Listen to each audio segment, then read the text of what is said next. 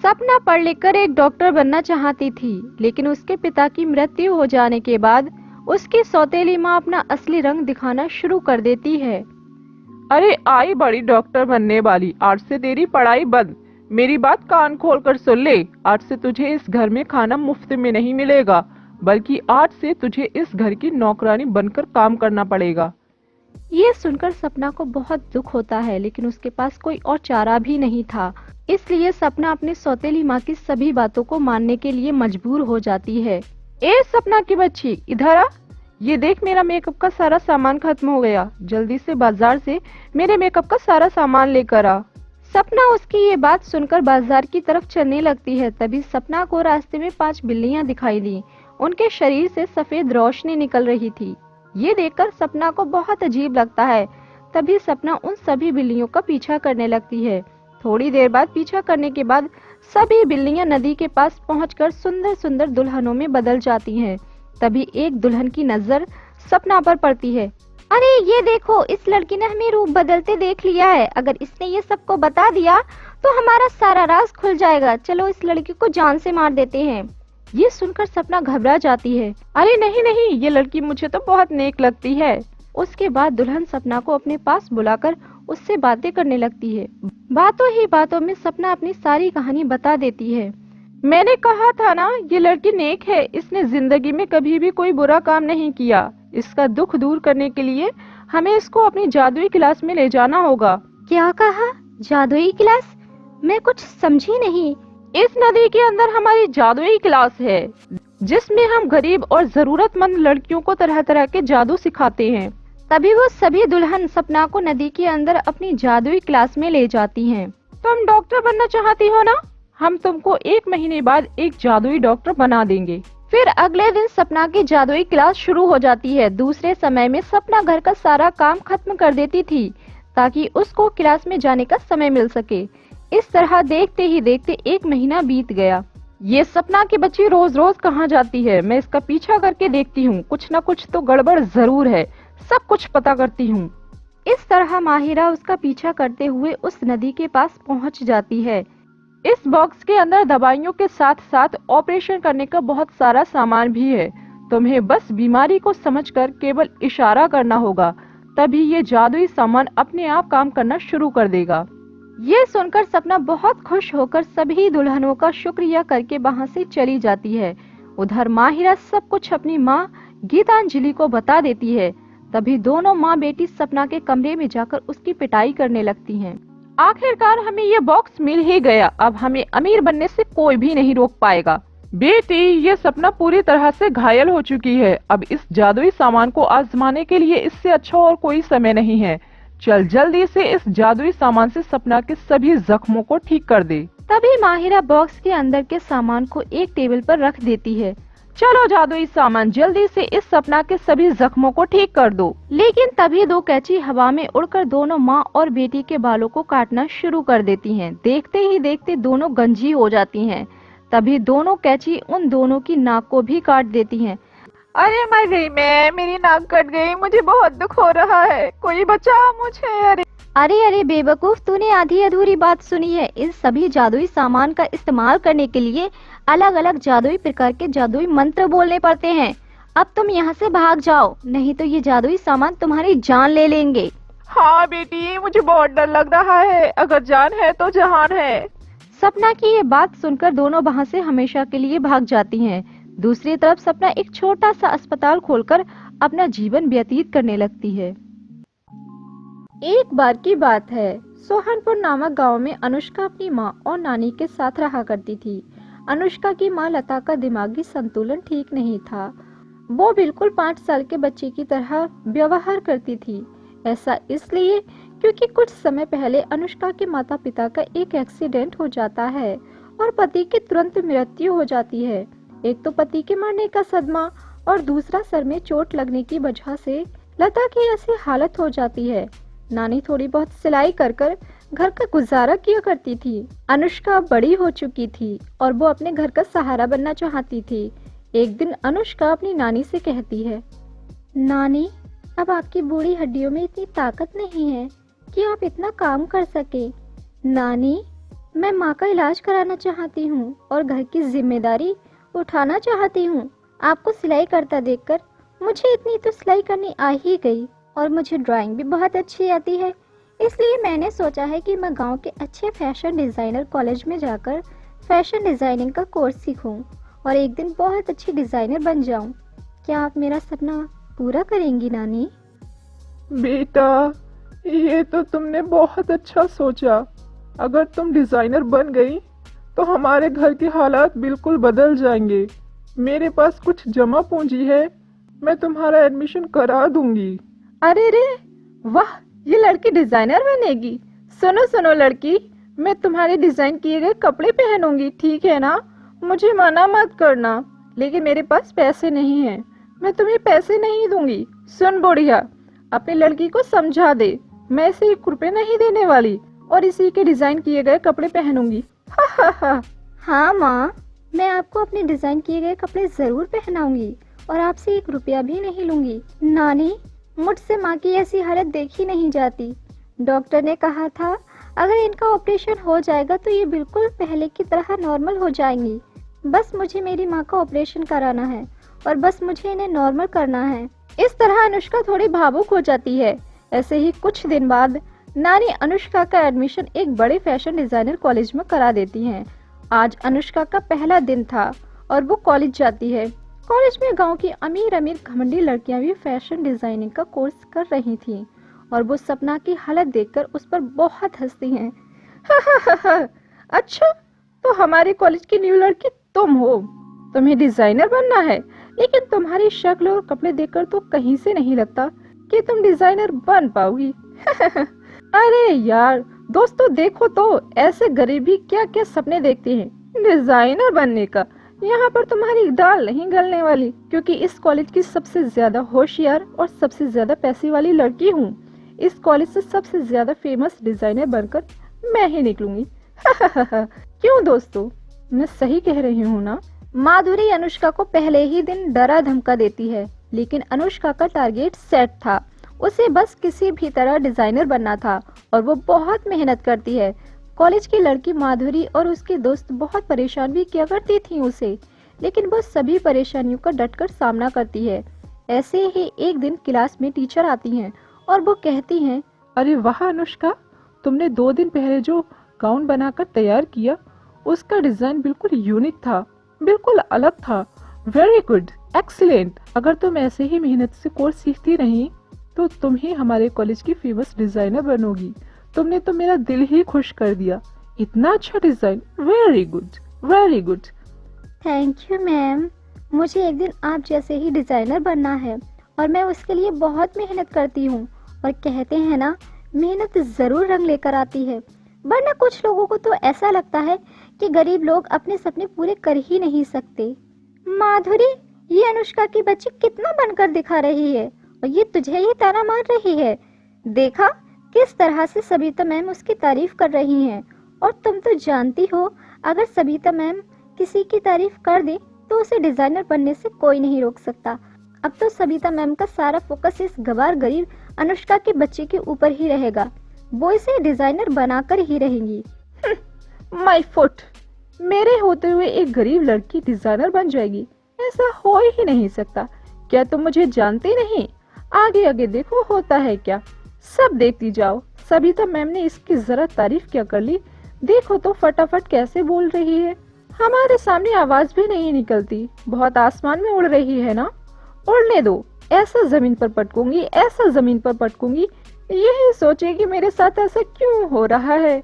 माधुरी बेचारी अनुष्का के पीछे हाथ धोकर पड़ जाती है और अनुष्का अपनी मेहनत से बहुत खुश थी और वो पहले से ज्यादा मेहनत कर रही थी। कॉलेज के सभी टीचर जो उसको ड्राइंग, डिजाइन, कटिंग सिखाती, वो सभी अनुष्का से बहुत ज्यादा खुश होती थी, क्योंकि अनुष्का बाकी सभी लड़कियों से बहुत ही अच्छा कर रही थी। ऐसे ही सबिता मैम सभी लड़कियों को एक साथ इकट्ठा करती हैं और एक अनाउंसमेंट करती हैं। आप लड़कियों को ये जानकर बहुत खुशी होगी, आपके पास एक सुनहरा मौका है। मुंबई की सबसे नंबर 1 फैशन डिजाइनर कॉलेज की प्रिंसिपल हमारे कॉलेज में आ रही हैं और हमारे कॉलेज की किसी भी एक लड़की को सिलेक्ट करके अपने साथ मुंबई ले जाएंगी। आप सभी को एक एक सुंदर गाउन बनाना होगा जिसका सबसे ज्यादा सुंदर गाउन होगा उसी को ही प्रिंसिपल के साथ मुंबई जाने का अवसर मिलेगा। आपको ये भी जानकर खुशी होगी कि मुंबई जाने का अवसर ही नहीं बल्कि उसके साथ आपको एक धनराशि मिलेगी, वो भी पूरे 10 लाख रुपए। 10 लाख रुपए? 10 लाख रुपए से तो मैं अपनी माँ का ऑपरेशन भी करा सकती हूँ और नानी को काम भी नहीं करना पड़ेगा और हमारे घर के सभी हालात सुधर जाएंगे। इस कंपटीशन में मुझे पार्टिसिपेट करना होगा और जीतना भी होगा। अनुष्का, क्या सोच रही हो? तुमने सुना है ना मैंने क्या कहा? तुम्हें पैसों की बहुत ज्यादा जरूरत है, तुम्हें बहुत ज्यादा मेहनत करनी होगी और जीतना भी होगा। अब सभी लड़कियां अपने अपने कंपटीशन की तैयारी शुरू कर दो। इतना कहकर सबिता मैम वहां से चली जाती हैं। अनुष्का के दिमाग में कंपटीशन को जीतने वाले 10 लाख रुपए चल रहे थे कि वह किसी भी तरह से कंपटीशन जीत जाए और 10 लाख रुपए हासिल कर ले। और वहीं माधुरी और उसकी सभी फ्रेंड्स अनुष्का को सबक सिखाने का मौका देख रही थी। अनुष्का कॉलेज से बाहर ही निकल रही थी कि तभी माधुरी अनुष्का को धक्का मारकर जमीन पर गिरा देती है। अनुष्का के हाथ में चोट लग जाती है और अनुष्का कहती है, माधुरी, ये तुमने क्या किया? तुमने मुझे नीचे क्यों गिरा दिया? मेरे हाथ में चोट लग गई, स्वेलिंग भी आ गई। कंपटीशन में ज्यादा समय नहीं है, तुम मेरे साथ ऐसा क्यों करती हो? मैं तुम्हारी शिकायत सबिता मैम से कर दूंगी। दोस्तों देखो तो ये गरीब गवार क्या कह रही है, मेरी शिकायत सबिता मैम से कर देगी। देखो तो इस गरीब की इतनी हिम्मत, मेरी शिकायत करेगी। देख अनुष्का की बच्ची, मैं अभी भी कह रही हूँ मेरे रास्ते से हट जा, कंपटीशन में पार्टिसिपेट मत कर, क्योंकि मुंबई सिर्फ मुझे जाना है और किसी को नहीं। अगर तू मेरे सामने खड़ी होगी तो मेरे जीतने के चांस थोड़े कम हो जाएंगे। वैसे तो मैं जीत जाऊंगी लेकिन मैं रिस्क नहीं लेना चाहती। माधुरी, वैसे तो तुम बहुत अमीर, बहुत पैसे वाली बनती हो और बहुत अच्छी डिजाइनर भी अपने आप को समझती हो और मुझ जैसे गरीब गवार से डर गई। अगर हिम्मत है तो डटकर मुकाबला करो। इस तरह से मुझे चोट पहुंचाकर, मुझे डराकर, धमकाकर रास्ते से हटाना, ये मुझे तुम्हारा स्टैंडर्ड नहीं लगता। तू खुद को समझती क्या है और खुद को बहुत बड़ी डिजाइनर समझती है? सबिता मैम ने थोड़ी तारीफ क्या कर दी, खुद को बहुत बड़ी डिजाइनर समझने लगी। चल ठीक है, इस कंपटीशन में मुंह की बल गिरने वाली है। जीतने तो मैं तुझे दूंगी नहीं, जीतूंगी तो मैं ही। अब लड़ाई आमने सामने की होगी। माधुरी अनुष्का को चैलेंज दे देती है। इस कंपटीशन में तो वो ही जीतेगी और अनुष्का ये चैलेंज एक्सेप्ट कर लेती है और वो घर आकर अपनी नानी को सब बताती है।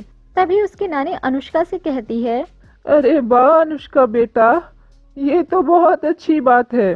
अनुष्का बेटा, तुम्हें सोचना होगा कि तुम सबसे अलग गाउन कैसे बना सकती हो। अगर तुम कंपटीशन जीत गई तो हमारे घर के हालात बदल जाएंगे, लता का इलाज भी हो जाएगा और तुम्हारा सपना भी पूरा हो जाएगा। मुंबई जाकर मुंबई के नंबर 1 कॉलेज में डिजाइनिंग कोर्स सीखोगी। बेटा अभी से सोचना शुरू कर दो। अनुष्का अपनी नानी की बातें सुनकर बहुत खुश होती है और वो अपनी माँ की तरफ देखकर भी खुश होती है कि अब उसकी माँ का इलाज भी हो जाएगा। अनुष्का रात दिन मेहनत करती है, वो अलग अलग डिजाइनिंग की स्केचिंग करती है और वहीं दूसरी तरफ माधुरी अनुष्का को हराने के बारे में सोच रही थी। अनुष्का की मेहनत रंग लेकर आ जाती है। अनुष्का का गाउन सच में बहुत ही ज्यादा सुंदर बनकर तैयार होता है और वो उस गाउन को लेकर कॉलेज जा रही थी कि तभी माधुरी उसे रोक लेती है और उसका गाउन देखकर हक्की बक्की रह जाती है। इस गरीब गवार ने इतना ज्यादा सुंदर गाउन बनाकर तैयार किया है, इस कंपटीशन में तो बस यही जीतेगी। ऐसा गाउन ये सबके सामने भी बनाकर तैयार कर देगी और ये गरीब मुंबई भी चली जाएगी और कंपटीशन भी जीत जाएगी। मैं इतनी ज्यादा अमीर होकर, इतनी पैसे वाली होकर इस गरीब से हार जाऊंगी। पूरे कॉलेज में मेरी थू-थू हो जाएगी, किसी को मैं मुंह दिखाने के काबिल नहीं बचूंगी। रुक जा अनुष्का की बच्ची, तू कॉलेज नहीं जा सकती। माधुरी, आज कंपटीशन का पहला राउंड होने वाला है, कृपया करके मुझे कॉलेज जाने दो, मुझे जाने दो। मेरा इस कंपटीशन में जीतना बहुत ज्यादा जरूरी है। उस दिन तुमने ही तो मुझे चैलेंज किया था ना, मैंने तुम्हारा चैलेंज एक्सेप्ट भी कर लिया, फिर तुम मुझे कॉलेज जाने से क्यों रोक रही हो? लड़ाई तो आमने सामने की थी, फिर तुम अभी से हार क्यों मान रही हो? माधुरी, मेरा रास्ता छोड़ो। मैं तुझ जैसे गरीब लड़की से हार नहीं सकती। जब तू पहले राउंड के लिए इतना सुंदर गाउन बनाकर तैयार कर सकती है तो मुंबई से आने वाली प्रिंसिपल के सामने 2 राउंड के लिए बहुत बहुत सुंदर सुंदर गाउन बना सकती है और मैं रिस्क नहीं ले सकती। मैं तुझे कॉलेज नहीं जाने दूंगी। ऐसा कहकर माधुरी कुछ गुंडों को बुलाती है और उससे गाउन लेकर एक कुएं के अंदर फेंक देती है और गुंडों से बेचारी अनुष्का की बहुत ज्यादा पिटाई करवाती है। और ये सब देखकर माधुरी बहुत खुश हो रही थी। वो गुंडे अनुष्का को मारकर चले जाते हैं। उसके हाथ पैर पूरी तरह से टूट जाते हैं। अनुष्का बहुत रोती है और माधुरी खुशी खुशी कॉलेज चली जाती है। अब उसे ऐसा लगता है कि उसे हराने वाला कोई नहीं है। ये सब पृथ्वी पे आई 4 परियां देख रही थी और वो अनुष्का से कहती हैं, अनुष्का, हम तुम्हारे साथ कुछ बुरा नहीं होने देंगे। पृथ्वी पर इतने ज्यादा बुरे लोग रहते हैं। तुम्हारी ही कॉलेज की लड़की ने तुम्हारे साथ इतना बुरा किया, लेकिन तुम चिंता मत करो, तुम जल्दी ही ठीक हो जाओगी। हम तुम्हें अपने साथ परीलोक लेकर चलते हैं और जब तक तुम ठीक नहीं हो जाती तब तक तुम्हारे कॉलेज में कंपटीशन नहीं होगा। रो मत, हम परियों से तुम्हारा रोना देखा नहीं जा रहा। हमारे परीलोक में एक बहुत बड़ा फैशन डिजाइनिंग कॉलेज है। वहाँ पर तुम्हें यूनिक यूनिक ड्रेसेस बनाना सिखाया जाएगा और देखना, तुम ही इस कंपटीशन को जीतोगी। बस उसके लिए तुम्हें थोड़ी मेहनत करनी होगी। परी जी, मैं मेहनत करने से कभी पीछे नहीं हटती। बस आप मुझे किसी तरह से ठीक कर दीजिए और मैं इस कंपटीशन को जीतना चाहती हूँ। मेरी माँ, उनकी दिमागी हालत ठीक नहीं है। अगर मैं इस कंपटीशन को जीत जाती हूँ तो मेरी माँ का ऑपरेशन हो जाएगा और मेरा बचपन का सपना भी पूरा हो जाएगा। इसलिए मैं कितनी भी मेहनत कर सकती हूँ। बस मुझे इस कंपटीशन को जीतना है और कुछ नहीं। वो सभी परियां अनुष्का को उड़ाकर अपने साथ परीलोक ले जाती हैं और वहां ले जाकर अपनी शक्तियों से उसे बिल्कुल ठीक कर देती हैं और यहाँ कॉलेज में कंपटीशन नहीं होने देती, क्योंकि मुंबई से आने वाली प्रिंसिपल को रोक लेती हैं। और वहीं दूसरी तरफ अनुष्का परियों के फैशन डिजाइनिंग कॉलेज में कोर्स सीख रही थी। वहाँ की परी अनुष्का को अपने परीलोक की गाउन की क्लासेस देती है ताकि वो अलग अलग डिजाइन के गाउन बनाना सीख जाए। और अनुष्का बहुत मेहनत से परियों की गाउन की क्लास ले रही थी। ऐसे ही कुछ दिन बीत जाते हैं। तभी वहाँ की रानी परी आती है और वो अनुष्का से कहती है, अनुष्का, सच में तुम तो बहुत ही ज्यादा होशियार हो। तुमने परियों की गाउन की क्लास में इतने सुंदर सुंदर गाउन बनाना सीख लिया। अद्भुत। तुम्हारे पास तो कोई शक्तियां भी नहीं थी, फिर भी। लेकिन अनुष्का, तुम्हें एक परीक्षा से गुजरना होगा, तभी तुम पृथ्वी पर जा सकती हो। तुम्हें सबसे अलग, सबसे यूनिक, जो अभी तक तुमने गाउन बनाया नहीं हो, ऐसा गाउन बनाना होगा, तभी तुम पृथ्वी पर जा सकती हो। परियों की गाउन की क्लास की आज आखिरी परीक्षा है, ठीक है? रानी परी की बात सुनकर अनुष्का थोड़ी हैरान हो जाती है कि वो इतनी जल्दी ऐसा गाउन कैसे बना सकती है जो अभी तक उसने बनाया ही नहीं। लेकिन वो हार नहीं मानती और बहुत मेहनत करती है, रात दिन मेहनत करती है और एक दिन ऐसा गाउन बनाकर तैयार कर देती है जो अनुष्का ने आज से पहले कभी नहीं बनाया था और उसे परियों के कॉलेज में लेकर जाती है, जिसे देखकर सभी परियां रानी परी चौंक जाती हैं। अनुष्का, मैं तो बस तुम्हारी परीक्षा ले रही थी। तुमने परियों की गाउन की क्लास में बहुत ज्यादा अच्छा सीखा। आज तक हमारी परियों ने भी इतना अच्छा गाउन बनाकर तैयार नहीं किया जितना अच्छा तुमने किया है। एक्सीलेंट। अब तुम पृथ्वी पर जाने के लिए बिल्कुल तैयार हो। अब तुम्हें कोई नहीं हरा सकता। और हाँ, तीसरे राउंड के लिए इस गाउन को अपने पास रखना। ये मैंने इसलिए ही बनवाया था ताकि तुम इस कंपटीशन को जीत जाओ। रानी परी की बात सुनकर अनुष्का बहुत ही ज्यादा खुश हो जाती है और वो अपने हाथ से तैयार किया हुआ गाउन पृथ्वी पर लेकर आ जाती है और अपने घर जाकर अपनी नानी को सब बताती है। और वहीं परियां मुंबई की प्रिंसिपल को अनुष्का के कॉलेज पहुंचा देती हैं और कंपटीशन शुरू हो जाता है। माधुरी बहुत खुश थी कि कंपटीशन शुरू हो गया है और उसे हराने वाला कोई नहीं है। लेकिन जब अनुष्का उसके सामने आती है तो वो ये देखकर चौंक जाती है और कंपटीशन शुरू हो जाता है। सबके आगे एक एक मशीन रखी जाती है। कंपटीशन में पार्टिसिपेट की गई लड़कियां अपने अपने हुनर का कमाल दिखाती हैं। पहले सिंपल गाउन बनाती हैं, लेकिन सबसे ज्यादा सुंदर अनुष्का का ही गाउन था। दूसरे राउंड में भी अनुष्का का ही सबसे ज्यादा सुंदर गाउन होता है और आखिरी और तीसरे राउंड में परियों की गाउन की क्लास में जो उसने गाउन बनाया था वो सबके सामने लेकर आती है, जिससे देखकर सबकी आंखें खुली की खुली रह जाती हैं और इस कंपटीशन को अनुष्का ही जीत जाती है। अनुष्का, मुझे पूरी उम्मीद थी कि इस कंपटीशन को तुम ही जीतोगी, लेकिन ये उम्मीद नहीं थी कि तुम इतना सुंदर गाउन बना सकती हो। ये तो बिल्कुल परियों के गाउन की तरह लग रहा है। तुमने तो कमाल ही कर दिया। तुम हमारे कॉलेज की ब्राइट स्टूडेंट हो। तुमने हमारे कॉलेज का नाम रोशन किया है। सच में अनुष्का, तुमने अपना सपना पूरा किया है। तुम बहुत होशियार हो। अनुष्का के लिए सभी क्लैपिंग करती हैं और उसी इनाम में 10 लाख रुपए भी मिल जाते हैं और मुंबई जाने का मौका भी। अनुष्का इस कंपटीशन को जीतकर बहुत खुश हो जाती है। वहीं माधुरी जल भुनकर राख हो रही थी। तभी अनुष्का माधुरी के पास जाती है और उससे कहती है, माधुरी, तुमने मेरे साथ कितना बुरा किया। मुझे रोकने की कितनी कोशिश की। तुम्हें लगता था कि मैं गरीब गवार कभी इस कंपटीशन को नहीं जीत पाऊंगी, और जब तुम्हें लगा मैं जीत जाऊंगी तो तुमने मुझे गुंडों से पिटवा दिया ताकि मैं इस कंपटीशन में पार्टिसिपेट ही नहीं कर पाऊं। और देखो, कहते हैं ना, जो कोशिश करते हैं, जो मेहनत करते हैं, उनकी कोशिश और मेहनत कभी भी बेकार नहीं जाती। मेरी कोशिश और मेहनत दोनों ही रंग लेकर आई हैं। तुम अमीर होकर भी नहीं जीत पाई, और देखो, जिस बात का तुम्हें डर था वही हुआ। तुम्हारे सभी दोस्त तुम्हारे ऊपर हंस रहे हैं। इसे कहते हैं असली जीत। अब मैं मुंबई भी जाऊंगी, अपनी माँ का इलाज भी करवाऊंगी, और तुम ऐसे ही जल भुनकर यहीं पर खड़ी रहो जहाँ पर खड़ी थी। अनुष्का, मुझे माफ कर दो। मैं तुम्हारी अच्छाई को देख ही नहीं पाई। मैंने तुम्हारे साथ कितना बुरा किया, फिर भी तुमने मेरी शिकायत नहीं की। अगर तुम चाहती तो मुझे इस कंपटीशन में पार्टिसिपेट ही नहीं करने देती और मेरी शिकायत कर कर हमेशा हमेशा के लिए मुझे इस कॉलेज से निकलवा देती। सच में तुम बहुत अच्छी हो। मुझे तुम्हारा मजाक नहीं उड़ाना चाहिए था और ना ही तुम्हारे साथ बुरा करना चाहिए था। मुझे अपने किए पर बहुत पछतावा है। मुझे माफ कर दो, और अच्छा हुआ तुम इस कंपटीशन को जीत गई, क्योंकि असली हकदार तुम ही थी। माधुरी को अपने किए पर बहुत पछतावा होता है और वो अनुष्का से माफी मांगती है।